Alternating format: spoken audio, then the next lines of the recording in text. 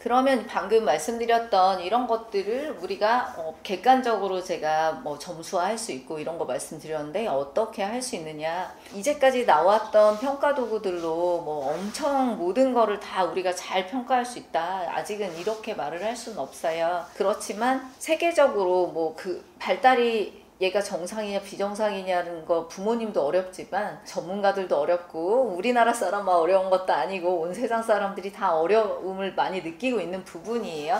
왜냐면 변하니까 아이들의 신경이 계속 변하고 있기 때문에. 그래서 전 세계 전문가들이 가장 스탠다드로 삼을 수밖에 없는 게 일단은 만 3세 6개월까지는 베일리 발달 평가라는 것에 대부분 의존을 합니다. 그리고 3판, 우리나라에서 3판이 번역이 되어 있는데 이거 단순히 영어를 한글로 번역한 것만 중요한 게 아니고 제가 아까 말씀드렸던 것처럼 1표준 편차, 2표준 편차 이런 것들이 다 나와야 되잖아요. 그래서 많은 아이들을 대상으로 임상을 해서 결과가 나와가지고 나온 표준화된 점수다라고, 점수 체계다라고 생각하시면 되겠어요. 그래서 요거 가지고 판단을 하고 여기 안에 포함된 내용이 인지가 들어가 있고요. 언어, 수용 언어, 표현 언어에 대해서 언어 평가가 있고요. 여기서 나오는 요 언어는 언어 평가 도구랑은 점수가 다른 경우도 꽤 많이 있어요. 요건 좀 생활에서 나타나는 거라고 생각하면 좀 더 맞을 것 같아요.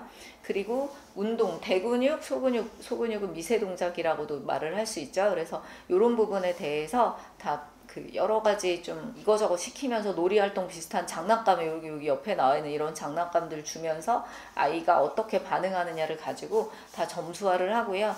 여기서 사회정서, 적응행동까지도 보게 돼요. 그런데 요거는 3세 6개월까지이기 때문에 그 이후는 커버가 안 되는데 사실 아이의 기능이 더 많아도 만 6세인데 아이 기능이 3세 4개월 수준인 경우도 있을 수 있겠죠. 네, 그런 경우에도 이건 당연히 써서 우리가 도움을 많이 받는 평가 도구예요. 뭐 이거 말고 뭐 덴버 발달 평가 도구 이런 것들도 있는데 일단은 베일리가 가장 좀 표준이다라고 그렇게 생각을 많이 할 수 있습니다. 아까 말씀드렸던 대동작, 걷느냐의 기는 이제 걷는 것만 보는 거 아니고 기는 것도 보고 앉아 있는 것도 보고 여러 기능들을 봐요. 뛰는 것도 보고 하는데 이거는 대동작 기능 평가 우리나라에서 나왔고 이거 뭐 제가 저희 선생님들이랑 같이 번역을 했던 책인데 이거 사실 뇌성마비용이에요. 근데 아까 앞에서 말씀드렸던 베일리 평가의 대동작 보는 걸로 3세 6개월까지는 볼 수 있는데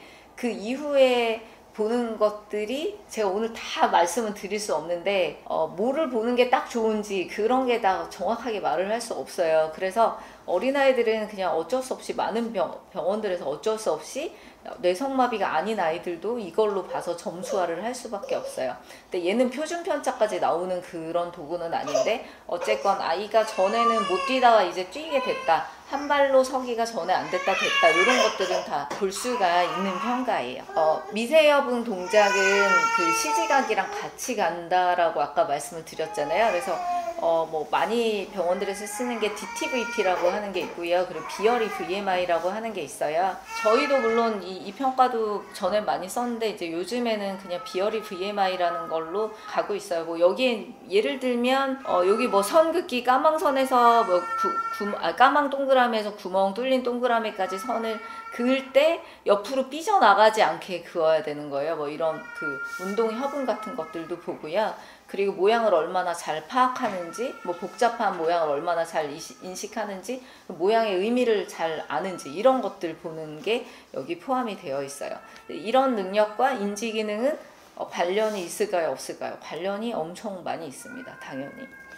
언어 평가들도 저희가 많이 해요. 그래서 엄마들 사실 치료실 많이 다니는 엄마들 다 아실 거예요. 뭐 셀시, 프레스 이런 거 엄마들이 막 이름도 말하시는 분들도 있더라고요. 그 엄마들한테 주로 질문을 해서 설문으로 받는 그런 평가 도구들도 있고요. 이거는 35개월까지 4개월에서 35개월까지 이런 여러 가지 종류들의 언어 능력을 다 보게 되고 이제 얘는 현재 능력이 몇 개월 수준입니다. 이런 식으로 나오게 되고요. 그렇지만 좀 더 큰 애들은 만 6세까지 보는 프레스라는 평가 도구가 있어요. 그래서 이것도 수용 언어, 표현 언어 수준이 이제 몇 개월 수준입니다. 라고 그렇게 그 결과가 나와서 이제 선생님들이 설명을 그렇게 해드리고 있죠.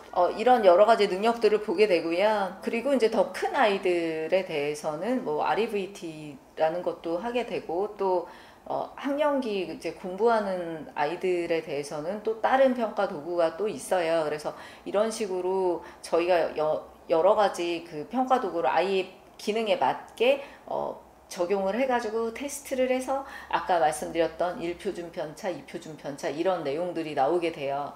그래서 현재 언어 능력이 지금 만 몇 세 수준이다, 몇 개월 수준이다 라는 것들이 나오면 객관적으로 우리 아이가 늦는구나 안 늦는구나를 알 수가 있어요. 그래서 그걸 보고 우리가 이 정도까지는 그냥 정상 아이들이 나타낼 수 있는 지연이다, 정상 아이 범위 안에서, 그러면 이제 치료를 특별히 권하지 않기도 하지만 거기에서 또 권하게 되는 경우들도 이런 것으로 이제 판단을 하게 됩니다. 그리고 발음 쪽 조음에 대해서 평가를 하죠. 조음, 음운 발달, 그리고 조음 오류 패턴 이런 것들을 뭐 유탭이라는 평가가 있고요. 또 에이펙이라고 하는 평가들이 있어요. 그래서 이런 것들 가지고 이제 조음이 안 좋은 아이들을 저희가 치료를 하자 뭐 이런 거 말씀드리는데 이따가도 말씀드리겠지만 조음 발달이 상당히 좀 시간이 완성되는데 이게 늦는 아이들은 오래 걸리더라고요. 그래서 좀 부모님들이 참을성을 가지고 가야 되는 부분이 있어 보입니다. 그래서 우리가 뭐 쉽게 말해서 또 부모님들도 말이 늦는다 같은 거를 어떻게 알 수가 있냐면 뭐 예를 들면 돌이 안 됐을 때 안 돼, 뜨거워 이런 것들을 알아야 돼요. 자기 이름도 알아야 돼요. 그래서 이런 것들을 그 어린애가 어떻게 알거든요. 그러니까 요거를 모르면 비정상이다 이렇게 생각할 수 있어요. 그리고 18개월에 150단어를 이해를 해야 돼요. 150단어를 알아야 되는 게 정상적인 거예요. 근데 우리 아이는 아는 게 한 20단어예요. 18개월에 뭐 이 정도 괜찮은 거 아닌가요? 이렇게 생각하면 괜찮은 게 아닌 거다 이런 거 말씀드릴 수 있어요. 그리고 20개월 이후에는 간단한 명령을 알아들어요. 그래서 엄마들이 새돌인데 얼마나 아기가 알아들을까요? 그러면은 이거 쓰레기통에 갖다 버려. 그럼 쓰레기통에 갖다 버리면 그거가 충분하다고 생각하시는 분들도 사실 제가 많이 봤어요. 그렇지가 않죠. 간단한 명령 듣는 거 20개월에 또 다 되는 거고, 2돌 정도면 우리가 인간과 대화가 된다라는 그런 수준의 능력이 충분히 나오는 거거든요.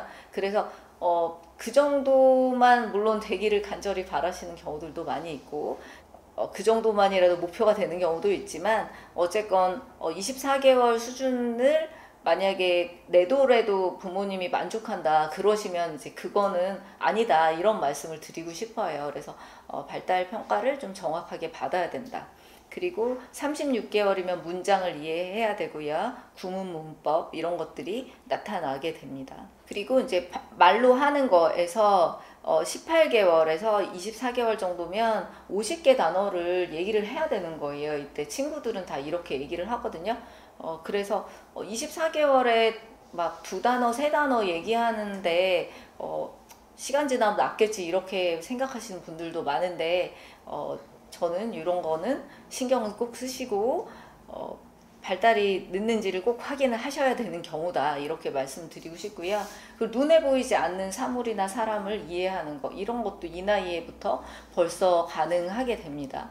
낱말이 그리고 2단어 연결이 나오게 되는 거예요. 만 2세에 그리고 만 3세에는 세 낱말을 조합한 그런 문장이 나오게 돼야 하고요. 그리고 만 2돌에 친숙한 이야기를 얘기가 엄마한테 많이 들었던 말을 그냥 자기도 말을 하는 게 정상이에요. 단어 2개 정도 아니면 당연히 3개 단어 연결하는 아이들도 많이 있고요. 그래서 이 정도 단어들이 말이 이렇게 나와줘야 되는 거고 새돌 때 처음 본 이야기를 산출하는 시도를 합니다. 내가 어린이집 가가지고 본 거를 집에 와서 엄마한테 말을 한다던가 그리고 크다 작다 같은 이런 관계어도 나오는 게 새돌 때 나와야 되는 거고요. 그리고 내돌 때는 높임말을 할 수 있어야 되고 그리고 판단하는 말 그리고 언제 뭐 이런 거에 대한 말들이 나와야 되는 거고요. 이제 만 5세면 사실 뭐 그래서 그런데 그러니까 어른이랑 거의 비슷한 수준으로 말을 하는 게 만 5세다 이렇게 생각을 할 수가 있어요.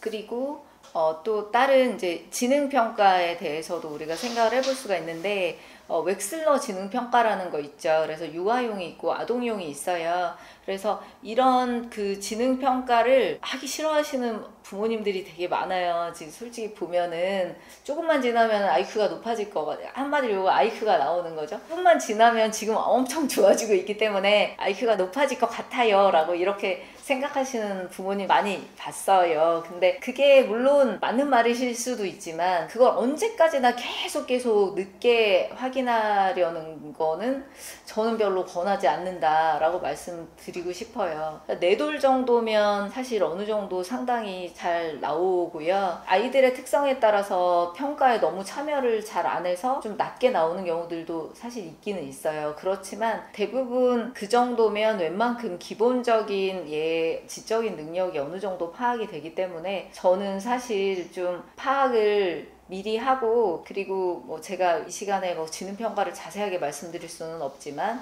지능평가에서 몇 가지 영역들이 나오게 되거든요. 그럼 거기 안에서 나타난 아이의 특성, 예를 들면 언어성 지능이 더 낮다던가 아니면은 시공간을 파악하는 지능이 더 낮다던가 뭐 아니면 주의력이 더 떨어진다던가 뭐 이런 아이들의 특성이 있을 수 있기 때문에 그런 것들을 좀 미리 파악하고 할 수 있는 좀 중재를 전체적으로 뭐 IQ가 웬만큼 나온다 치더라도 그래도 아이들마다의 특성을 좀 파악하시는 걸 저는 권합니다. 그리고 행동평가 척도라는 게 있어요. 그래서 CBCL이라고 우리가 얘기를 하는데 행동이 좀 많이 산만하다든지 뭐 사고를 많이 낼 수 있다든지 뭐 여러 가지 아이들의 뭐 공격성 뭐 이런 부분들도 아니면 좀 위축된다던가 이런 부분들이 파악을 할 수 있어요. 그래서 친구들 대비 어느 정도 되는지 알 수가 있고요. 그리고 자폐평가라는 게 있어요. 그래서 자폐평가 이제 요즘엔 엄마들이 막 관심 많아져가지고 엄마들이 더 많이 하는 것 같은 느낌인데 어쨌건 카스라고 하는 거 들어보셨을 거예요. 그래서 아동기 자폐증 평정 척도이고요. 엄마들이 체크한 거로 점수가 나와요. 그래서 36개월 이상에서 나와요. 그래서 더 어린 아기들에서 나온 카스 점수는 조금 정확도가 없다. 더 어린 아기들은 M챗이라고 하는 것을 가지고 평가를 해요. 요거 가지고 그렇지만 이거 확실한 이거 진단 도구가 아니에요. 말씀드리지만 평가 도구일 뿐이에요. 그래서 이런 것을 가지고 특히 어릴 때 지적장애도 자폐도 확실하게 진단을 하는 건 사실 아무리 훌륭하신 의사 선생님들도 조금 어려운 부분이에요. 물론 너무나 현저하게 차이가 나는 경우는 자신 있게 진단할 수 있어요. 그렇지만 사실 현저하게 안 좋은 경우보다 애매하게 안 좋은 아이들이 훨씬 더 많기 때문에 이제 그런 경우에서 정확하게 진단을 하기가 어렵지만 이런 것을 보고 이제 특히 M책 같은 경우는 고위험, 뭐 약간 위험 이런 것들이 나오거든요.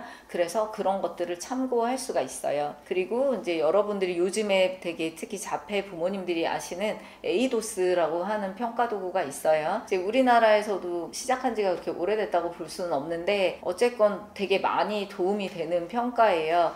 근데 평가를 얼마나 잘하느냐도 엄청 중요한 관건이 되는 내용이기는 하고요. 이것으로 이제 자폐병입니다라는 거 뭐 진단할 수 있는 그런 그 점수가 되는 게 있기는 있지만 자폐 스펙트럼 같은 것들은 이제 좀 더 쉽게 이것을 보고 부모님들에게 설명을 할 수가 있는 평가이기는 해요. 그래서 이런 것들을 가지고 이제 부모님들한테 저희가 객관적으로 좀 아이 상태를 볼 수 있도록 만들어 준다. 그리고 어떤 하나 가지고 100%를 딱 결정을 할 수 있는 경우는 그렇게 쉽지는 않습니다. 그렇지만 불가능하다는 얘기가 아니고요.